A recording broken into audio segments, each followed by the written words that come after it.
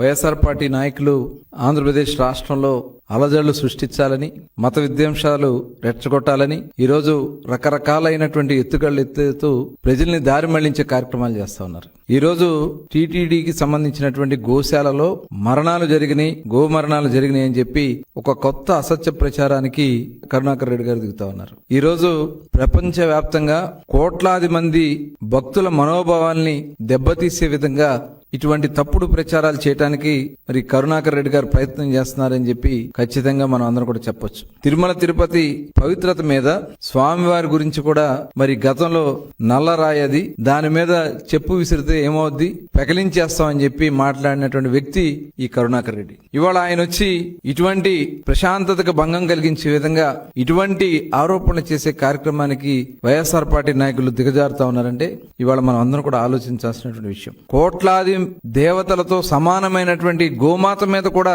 ఇలాంటి తప్పుడు ప్రచారాలు చేయడానికి ఇవాళ వైఎస్ఆర్ పార్టీ నాయకులు దిగజారుతా ఉన్నారంటే మనం అందరం కూడా ఆలోచించాల్సినటువంటి విషయం.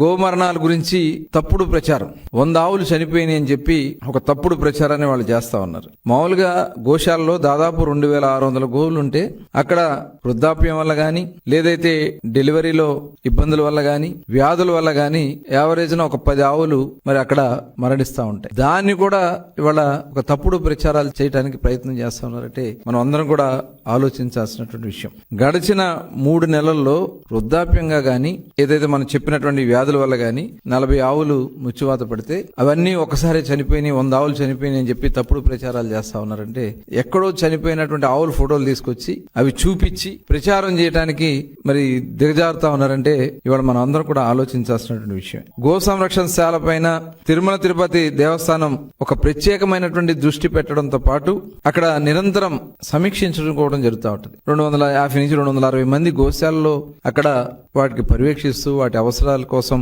సంరక్షణ కోసం అక్కడే ఉంటూ వాటికి గోశాల సేవలు చేస్తూ ఉంటే దాని మీద కూడా తప్పుడు ప్రచారం చేస్తూ జియో ట్యాగింగ్ జరగట్లేదని చెప్తున్నారు. ప్రతి ఆవుకి జియో ట్యాగింగ్ చేసి ఆ సంరక్షణ రికార్డులన్నీ కూడా ఎప్పటికప్పుడు అక్కడ పర్యవేక్షిస్తూనే ఉంటారు. అలాంటిది జియో ట్యాగింగ్ జరగట్లేదు.